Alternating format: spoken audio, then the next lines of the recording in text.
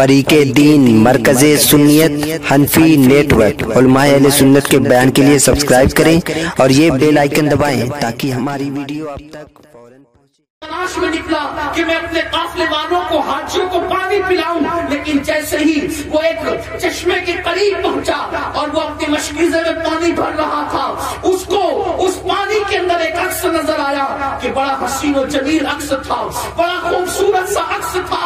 اس نے جیسی عکس کے اندر اس کو جمال کو دیکھا، اس نے پیچھے پلٹ کر کیا دیکھا کہ گرجا کے ٹیرس پر ایک بہت خوبصورت لڑکی کھڑی ہوئی ہے۔ جیسے اس محدث کی آنکھیں اس لڑکی سے چار ہو گئی، اللہ اکبر، جیسے اس کے حسن پر اس کی نظر پڑی کہ اس کو دل دے بیٹھا، اور جیسے اس کو دل دے بیٹھا، اللہ اکبر، اس لڑکی کے ساتھ اس محدث نے جب اپنی آنکھیں چار کی دل دے بیٹھا تو وہ جاتا ہے اور جا کر کے گرجا کے دروازے پہ دستک دیتا ہے۔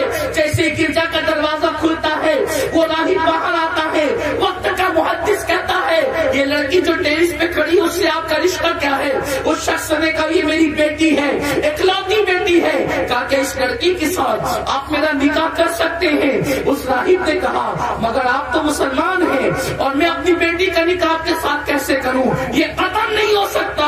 ابھی وہ کچھ کہنا ہی چاہتا تھا محدث، ایسے کے اندر اس راہب نے کہا مگر ایک راستہ ہے، وہ راستہ یہ ہے کہ میں نے قسم اٹھا رکھی ہے کہ ایک لوتی بیٹی کی شادی میں وہیں پہ کروں گا جہاں میری بیٹی کی مرضی ہوگی، وہ جہاں چاہے میں اس کی شادی کر دوں گا۔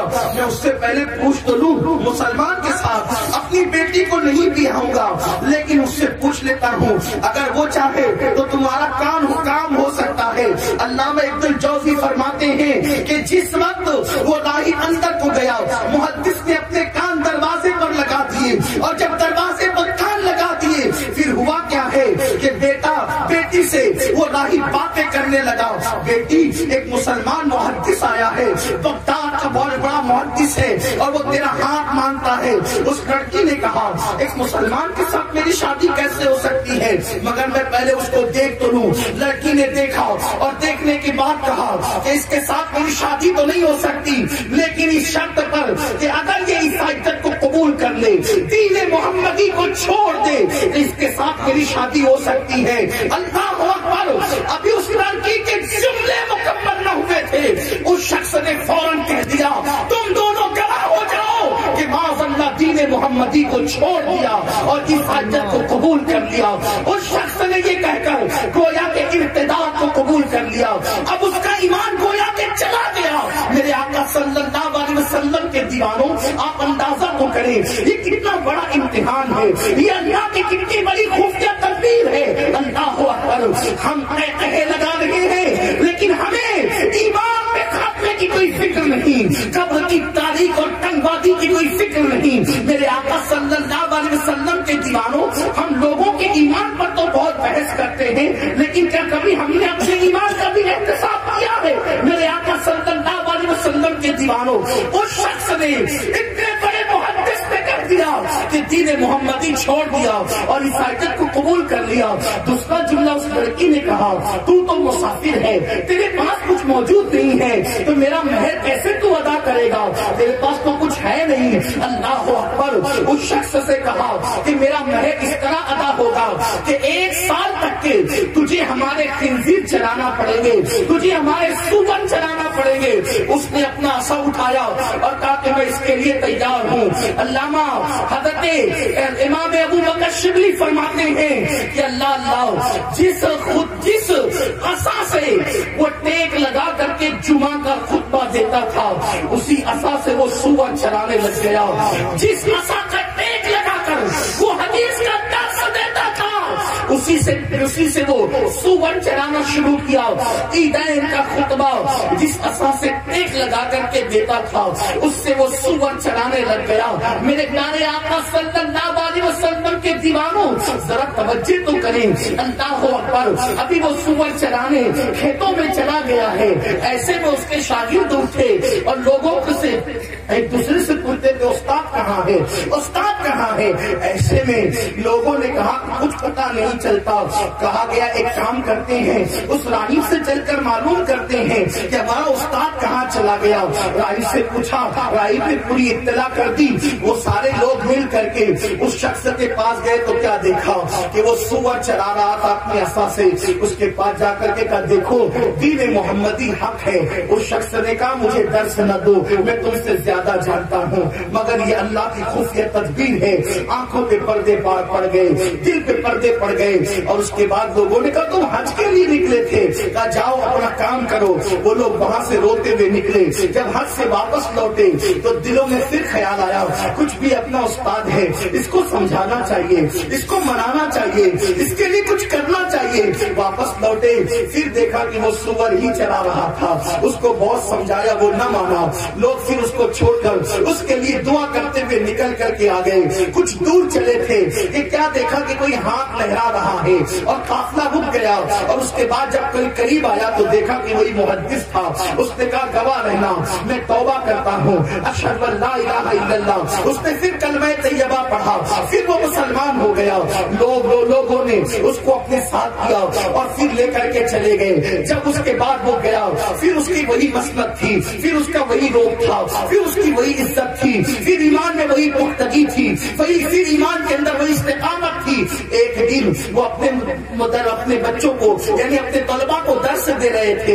ایک خاتون برقع پوش آئی اور آنے کے بعد دروازے پہ دستک دی. دروازے پہ دستک دینے کے بعد اس سے پوچھا گیا کس سے ملنا ہے.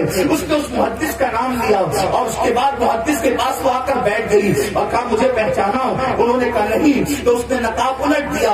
وہ محدث نے پہچان لیا کہ وہ وہی عیسائی لڑکی تھی جس کی وجہ سے ایمان چلا گیا تھا. اللہ اکبر. اس لڑکی نے کہا میں مسلمان ہونے کے لیے آئی ہوں اور آپ کے ساتھ شادی کرنے کے لیے آئی ہوں. اس کو کلمہ بھی پڑھا دیا گیا، وہ مسلمان بھی ہو گئی، محدث کے ساتھ نکاح بھی ہو گیا. پھر پوچھا گیا کہ بتاؤ تو کیسے مسلمان ہونے آئی؟ تو کہا کہ جب آپ نکل کر کے چلے گئے تو پھر میں نے خواب دیکھا کہ میرے خواب میں مولا کائنات سید السادات علی کے مرتضیٰ تشریف لائے اور میری رہنمائی کی کہ دین اسلام ہی حق ہے اور اسلام قبول کر لینا چاہیے تاکہ آخرت میں کامیابی نصیب ہو، دنیا میں عزت نصیب ہو. اس لیے میں نے اسلام قبول کر لیا اور آپ کے ساتھ شادی کر لی. اب اس محدث سے لوگوں نے پوچھا اصل چیز یہ ہے، میں نے اتنا لمبا واقعہ صرف اس ایک جملے کے لیے بیان کیا ہے. میری قوم کے جوانوں تھوڑا سا دل کے کانوں سے سنو. اس محدث سے ان کے شاگردوں نے پوچھا آپ کا ایمان چلا گیا تھا، آپ کافر ہو گئے تھے، اس کی وجہ کیا تھی؟ کیوں آپ کا ایمان چلا گیا؟ اتنا بڑا محدث بغداد میں آپ کی طرف کوئی نہ تھا. سفر حج منسوخ ہو گیا، ایمان چھین لیا گیا، آپ نے عیسائیت قبول کی. اس عصا سے جس سے جمعہ اور عیدین کا خطبہ دیتے تھے، جس کو ٹیک لگا کے درس حدیث دیتے تھے، تم نے اس سے سور چرائے. یہ دن تم پر کیوں آئے؟ کیا ہوا تھا؟ اس محدث نے کہا کہ ایک مرتبہ ایک عیسائی اسلام قبول کرنے کے لیے میرے پاس آیا تھا اور آ کر کے وہ مجھ سے لپٹ گیا تھا.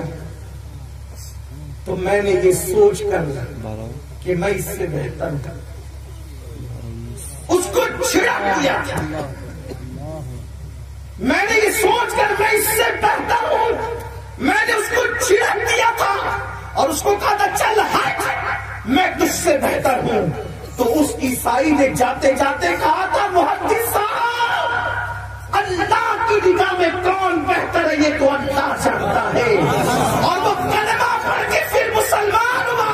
وہ محدث کہتے وہ تو پھر خانقاہ میں مصروف عبادت ہو گیا اس ایک جملے کی وجہ سے کہ میں تجھ سے بہتر ہوں. میں نے ایک شخص کا اس کا جو توبہ کرنے اور کلمہ پڑھنے آیا تھا اس شخص کا میں نے دل دکھایا تھا. صرف اس کا دل دکھانے کی وجہ سے اتنے دن کے لیے مجھ سے ایمان چھین لیا گیا اور عیسائیت کی ذلت میں مجھے ڈال دیا گیا. اے میرے آقا کے دیوانوں، اگر ایک عیسائی کلمہ پڑھنے کے لیے آئے اور اس کا کوئی یہ کہہ کے دل دکھا دے کہ چل ہٹ میں تجھ سے بہتر ہوں، تو اتنے بڑے محدث کا ایمان چھین لیا جاتا ہے اس ایک جملے پر جو اپنے مسلمان پڑوسیوں کا دل 24 گھنٹے تک دکھاتا رہے. جو اپنے بوڑھے ماں باپ کا دل دکھاتا رہے، جو اپنے دوستوں کا دل دکھاتا رہے، جو اپنے بھائی بہنوں کا دل دکھاتا رہے، جو اپنی مسجد کے امام کا دل دکھاتا رہے، جب وہ دنیا سے جائیں گے تو ان کے ایمان کا حال کیا ہوگا؟ اور بڑی بات یہ، جو نبی کو اپنی طرح بشر کہہ کے نبی کا دل دکھاتا رہے، جو نبی کے علم غیب کا انکار کر کے نبی کا دل دکھاتا رہے، جو نبی کی عظمتوں کے خلاف تقریریں کر کے نبی کا دل دکھاتا رہے، ان لوگوں کا حال کیا ہوگا؟ وہ اپنا ایمان کیسے لے کر کے جائیں گے؟ ایک چیز ایمان کو زوال ان باتوں سے آتا ہے کہ کوئی مومن کسی مومن کا دل دکھائے، ایمان چھینا جاتا ہے، ایمان محفوظ نہیں رہتا۔ دوسری بات، امام اعظم ابو حنیفہ فرماتے جو لوگ نماز میں سستی کرتے ہیں ان کا ایمان بھی چھین لیا جاتا ہے مرتے وقت۔ امام اعظم فرماتے جو نماز میں سستی کرتے ہیں مجھے ڈر ہے کہ جب وہ مریں گے تو کہیں ان کا ایمان ان سے چھین نہ لیا جائے۔ جو سستی کرتے ان کا ایمان چھیننے کا ڈر ہے، جو جمعہ بھی نہیں پڑھتے ان کا حال کیا ہوگا؟ جو سینے سے نماز پڑھتے ہیں ان کا انجام کیا ہوگا؟ بڑی معذرت کے ساتھ ہمارے جلسوں میں کچھ لوگ اتنی بے باکی سکھانے کی کوشش کرتے ہیں، اتنی بے باکی سکھانے کی کوشش کرتے ہیں کہ حضور ہمارے ہیں، حضور ہمیں بخشوائیں گے، ہم جنت میں نہیں جائیں گے تو کون جنت میں جائے گا؟ بڑی معذرت کے ساتھ حضور کی شفاعت گنہگاروں کے لیے ہے، کافروں کے لیے نہیں ہے۔ ہم شفاعت کے منکر نہیں ہیں، لیکن حضور کی شفاعت مومنوں کے لیے ہے، جنت میں لے جانے کے لیے، کافروں کے لیے نہیں ہے۔ سرکار کا اعظم دستگیر فرماتے ہیں جس نے ایک وقت کی نماز جان بوجھ کر چھوڑ دی وہ کافر ہو گیا۔ فتاوی رضویہ شریف اٹھا کر کے دیکھو، اعلیٰ حضرت کی عظمت کے گن گانے والوں، فتاوی رضویہ شریف اعلیٰ حضرت اس میں مسلک نقل کرتے ہوئے، مذہب نقل کرتے ہوئے فرماتے ہیں 110 سے زیادہ صحابہ کا فتویٰ ہے کہ جس نے ایک وقت کی نماز جان بوجھ کر چھوڑ دی وہ کافر ہو گیا۔ احناف اگرچہ اس کو کافر نہیں کہتے، لیکن 110 سے زیادہ صحابہ کا فتویٰ ہے، اگر ان کے فتوے کے مطابق قدرت نے فیصلہ کیا تو آپ کا میرا ہوگا کیا؟ ہماری صبح تو اس حالت میں ہوتی ہے، ارے عید کے دن کی صبح ہماری اس حالت میں ہوتی ہے کہ ہم نماز فجر بھی ادا نہیں کرتے، ہماری مسجدیں خالی ہوتی ہے، سنی ہوتی ہے۔ بڑی معذرت کے ساتھ ہمارے یہاں تو نواز شریف کا ایک شعر سننے کے بدلے میں لوگوں کو جنت بانٹی جاتی ہے، اور جنت بانٹنے والے وہ لوگ ہوتے ہیں جن کے خود کے جنتی ہونے کا یقین نہیں۔ بات تلخ کہوں تو بری لگتی ہے لیکن حقیقت ہے۔ میرے آقا علیہ السلام کے پیارے دیوانوں، مجمع الزوائد کی روایت ہے، میرے آقا نے خود فرمایا کہ جو اپنے آپ کو قطعی اور یقینی جنتی کہے میں محمد اعلان کرتا ہوں کہ وہ جہنم میں جائے گا۔ کوئی اپنے آپ کو قطعی اور یقینی جنتی نہیں کہہ سکتا، امید کیجیے لیکن ڈریے بھی تو۔ عشرہ مبشرہ میں سے وہ جنہیں دنیا فاروق اعظم کہتی ہے، انہوں نے کہا جنت کی بشارت رسول پاک سے سننے کے بعد اگر قدرت کی طرف سے قیامت میں اعلان ہو کہ سب جنت میں جائیں گے ایک نہیں جائے گا، تو آپ نے کہا کہ میں ڈروں گا کہ کہیں وہ جہنمی میں تو نہیں ہوں، کہیں وہ جہنمی میں تو نہیں ہوں۔ حضور سے سننے کے بعد کون عمر؟ میرے امام نے کہا وہ عمر جس کے آداب کے شہدا سفر اس خدا دوستو حضرت کے لاکھوں سلام۔ کون عمر جس کے بارے میں میرے نبی نے فرمایا اپنی مردہ محفلوں کو عمر کے نام سے زندہ کیا کرو، اپنی محفلوں کو عمر کے نام سے زینت کیا کرو۔ کون عمر جس کے بارے میں جبریل امین نے کہا تھا یا رسول اللہ اگر میں 1000 سال کی عمر لے کر کے آؤں اور عمر کی فضیلت بیان کروں میری عمر تک ہو جائے گی، عمر کی فضیلت ختم نہیں ہوگی۔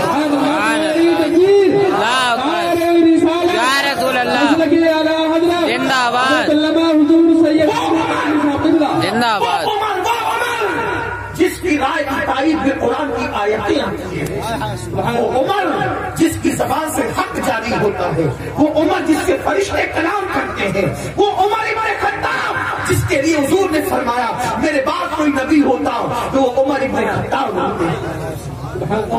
کہتے ہیں اگر یہ اعلان ہو جائے، یہ اعلان کہ سب جنت میں جائیں گے، ایک نہیں جائے گا، فاروق اعظم کہتے ہیں میں ڈروں گا کہیں وہ جہنم میں میں تو نہیں ہوں، اور اگر یہ اعلان ہو کہ سب جہنم میں جائیں گے ایک جنت میں جائے گا، تو کہتے ہیں میں امید کروں گا اپنے اللہ سے کہ وہ جنتی میں ہی ہوں۔ ایمان امید اور خوف کی درمیانی کیفیت کا نام ہے۔ یہاں تو بے باکیاں ہی بے باکیاں، یہاں تو بے باکیاں ہی بے باکیاں۔ کیسی بے باکیاں؟ لوگ یہاں تک کہتے ہیں کہ کیا اللہ کریم نہیں ہے جو ہم عمل کریں؟ وہ گناہگاروں کو بخش دے سکتا ہے نا۔ میرے امام کے والد امام المتکلمین مولانا نقی علی خان نے بہت پیارا جملہ لکھا ہے، اللہ کو کریم جان کر گناہ کرنے والے، اللہ کو کریم جان کر گناہ کرنے والے اللہ کو قادر جان کر زہر کیوں نہیں کھاتا؟ اللہ کو کریم جان کر گناہ کرنے والے اللہ کو قادر جان کر زہر کیوں نہیں کھاتا؟ وہ قادر بھی تو ہے، زہر کھانے کے بعد تجھے موت نہیں آئے گی، لیکن خدا کو قادر جان کے کبھی زہر نہیں کھایا اور اللہ کو کریم جان کر گناہ کرتا ہے، اس کی شان کریمی کا مذاق اڑاتا ہے۔ میرے پیارے آقا علیہ السلام کے پیارے دیوانوں، یاد رکھو کب تک بے باکیاں، کتنی بے باکیاں، کتنی عیاشیاں۔ سن لو، اگر ایمان کو زوال آ جائے تو نبی کا بیٹا بھی جنت میں نہیں جائے گا۔ نوح علیہ السلام کی بیوی ایک منافق تھی، جب نوح علیہ السلام کشتی بناتے تھے تو تالیاں بجا کر کے کہتی تھی دیکھو اس پاگل کو کیا ہو گیا، جہاں پینے کو پانی کی کمی ہے یہ ریت میں کشتی چلائے گا۔ نوح علیہ السلام کہتے تھے میرا اللہ اسباب پیدا کرے گا، لیکن پھر کیا ہوا؟ نوح کی بیوی بھی طوفان میں ڈبو دی گئی، قرآن نے اس کا ذکر کیا، وہ جہنم میں جائے گی۔ جب نبی کی بیوی جہنم میں جا سکتی ہے ایمان نہ ہونے کی وجہ سے، ہم جنت لکھا کروائیں؟ میرے نبی نے دیکھا کہ انصار کے کچھ لڑکے بیٹھ کر ہنسی مذاق کر رہے ہیں، حضور ان کے پاس جا کر کہتے ہیں کیا تمہیں جنت کا وعدہ مل گیا؟ حضور نے کہا کیا تمہیں جنت کا وعدہ مل گیا؟ ان لوگوں نے کہا نہیں یا رسول اللہ۔ آقا فرماتے مجھے حیرت ہے جن کو جنت کا وعدہ نہیں ملا اور وہ کہتے ہیں لگا رہے، وہ کہتے ہیں لگا رہے۔ اور افسوس کے ساتھ ہمیں ہنسنے کا کہتے لگانے کا حق کیا ہے؟ ابھی تو ایمان کے خاتمے کی کوئی گارنٹی نہیں۔ امید امید امید صرف امیدیں ہی کرو گے کہ خوف بھی کرو گے۔ فاروق اعظم کے چہرے پہ آنسو کا نشان تھا، رو رو کر۔ کس کے آنسو؟ کس کے چہرے پہ؟ فاروق اعظم کے چہرے آنسو کا نشان تھا، آنسو کا نشان، رو رو کر۔ کیوں؟ اللہ سے ڈرتے تھے، اللہ کا کی خشیت دل میں موجود تھی۔ سیدنا صدیق اکبر چڑیوں کو دیکھ کر کہتے کاش ابو بکر چڑیا ہوتا، اس کو ذبح کر کے کوئی کھا جاتا، اس کا قصہ تمام ہو جاتا، تاکہ ابو بکر قیامت کے دن اللہ کی بارگاہ میں جواب دینے سے بچ جاتے۔ وہ صدیق جس کے کندھوں پر نبیوں کا امام بیٹھے شب ہجرت، وہ صدیق جس کی گود میں نبیوں کا امام سوئے، وہ صدیق جس کی خریدی ہوئی زمین پر نبیوں کا امام قیامت تک آرام کرے حجرہ عائشہ میں، وہ صدیق اکبر کہتے میں پرندہ ہوتا کاٹ کے کھا لیا جاتا، میرا قصہ تمام ہو جاتا۔ غالب نے اسی پہ رونا رویا ہے، ڈبایا مجھ کو ہونے میں، نبے ہوتا تو کیا ہوتا؟ سب تو ہونے کا معاملہ ہے۔ اگر ایمان پہ خاتمہ ہو گیا بہت بڑی بات۔ ایک شخص نے جنید بغدادی سے کہا تھا جنید میرا کتا اچھا ہے یا جنید اچھا ہے؟ میرا کتا اچھا ہے یا جنید اچھا ہے؟ جنید بغدادی نے کہا تھا اگر جنید کا خاتمہ ایمان پر ہو گیا تو جنید اچھا ہے، ورنہ جنید سے تیرا کتا اچھا ہے۔ تیرا کتا تو جہنم میں نہیں جائے گا نا، کتا تو مٹی بن جائے گا، لیکن اگر خاتمہ ایمان پہ نہیں ہوا تو جنید کا ٹھکانہ جہنم ہوگا۔ یہ کس کی بولی ہے؟ یہ ہمارے ان بزرگوں کی بولی ہے جس پہ اسلام راز کرتا ہے۔ اور آج ہماری بولی کیا ہے؟ زندگی میں نہ نماز ہے، نہ روزہ ہے، نہ تقویٰ ہے، نہ پرہیزگاری ہے، کچھ نہیں ہے زندگی میں، اور بولی کتنی بڑی بڑی. ہم جنت میں نہ جائیں گے تو کون جائے گا؟ جنت لکھا کر کے لائیں. میری اور آپ کی اوقات کیا ہے؟ آئیے اگر بات سننی ہے تو ایک بات آپ سے عرض کروں. حضرت امام حسن بصری فرماتے ہیں میں حج کو گیا تو میں نے دیکھا کہ کعبے کی چھت سے کسی کے رونے کی آواز آ رہی. کوئی ایسے رو رہا تھا ایسے جیسے اونٹ کا بچہ اونٹ سے دور ہو جاتا ہے تو کیسے روتا ہے. اب انہوں نے عرب کی بات بتائی. اونٹ کے بچے اونٹنی سے جدا ہوتے تھے تو بہت چلا چلا کے روتے تھے، پورا جنگل گونجتا تھا ان کی آواز سے. امام حسن بصری کہتے ہیں اونٹنی سے جب اس کا بچہ جدا ہوتا ہے تو کیسے روتا ہے. ایسے ہی میں نے ایک بندے کو کعبے کی چھت پہ روتے ہوئے سنا کہ کوئی رو رہا ہے، اور روتے روتے بس ایک بات کہتے ہیں، اے اللہ تو میری مغفرت فرما دے اور تو مجھ سے راضی ہو، میری مغفرت فرما دے تو مجھ سے راضی ہو. امام حسن بصری نے سوچا ایسا لگتا ہے یہ کوئی دیہاتی ہے. سنیو بہت توجہ سے سننا. ایسا لگتا ہے کوئی دیہاتی ہے اور کسی کم علم واعظ کا خطاب سن کر کے یہ زیادہ ڈر گیا. کسی نے اس کو زیادہ ڈرا دیا. اس کو تسلی دینا چاہیے کہ اللہ کے بندے اتنا نہیں ڈرتے، اللہ سے امید بھی رکھتے ہیں. امید بھی رکھتے، اتنا مت ڈر بھی ہو امید بھی ہو. کیوں اتنا ڈرتا ہے؟ امام حسن بصری کہتے ہیں میں گیا کعبے کی چھت پہ چڑھ گیا تو میں نے دیکھا کہ وہ ایسے چپکا ہوا تھا کعبے کی چھت سے، خوف کی وجہ سے، اللہ کے خوف کی وجہ سے. جیسے گیلا کپڑا زمین پہ رکھا جاتا ہے تو وہ کیسے زمین پہ چپک جاتا ہے گیلا ہونے کی وجہ سے، ایسے وہ خدا کے خوف سے کعبے کی چھت پہ چپکا ہوا. اور اس کی آنکھوں سے جو آنسو نکل رہے تھے وہ کعبے کی چھت سے ہوتے ہوئے پرنالے سے مزاب رحمت سے حتیم میں گر رہے تھے. اتنا وہ رو چکا تھا، اتنے اس کی آنسو نکل چکے تھے. میں نے سوچا یہ مر نہ جائے روتے روتے. میں دعا کرنے لگا اللہ اسے توفیق دے کہ یہ سر اٹھائے تاکہ میں اس کو تسلی دوں ورنہ یہ جان گنوا دے گا. لیکن اس کا لباس دیکھ کر مجھے پتا چلا کہ یہ لباس دیہاتی لوگ نہیں پہنتے. یہ دیہاتی میں یہ کوئی شہزادہ معلوم ہوتا ہے. لیکن پھر دل نے کہا کوئی ضروری ہے کہ شہزادہ ہو تو اہل علم بھی ہو. بہت شہزادے جن کے پاس علم نہیں ہوتا جاہل ہوگا اس لیے بہت رو رہا ہے. کسی کا سن کر کسی سے زیادہ واض و نصیحت سن کر کے مبالغہ سن کر کے بہت رونے لگا. یہ جیسے ہی سر اٹھائے گا تو اس کو تسلی دوں گا کہ اتنا نہیں روتے، کچھ امید بھی تو کر. لیکن جیسے ہی اس شخص نے اپنے سر کو اٹھایا امام حسن بصری کہتے ہیں میرے قدموں کے نیچے سے زمین کھسک گئی. میں اس کی کیا اصلاح کر سکتا تھا؟ فرماتے میری اصلاح ہو گئی اور مجھے مل گیا یہ قانون کہ اتنا ہی رونا چاہیے. کیوں؟ اس لیے کہ وہ سر اٹھانے والا کوئی معمولی نہ تھا. وہ سر اٹھانے والا حضرت امام حسین رضی اللہ عنہ جنتی جوانوں کا سردار اتنا رو رہا تھا. اس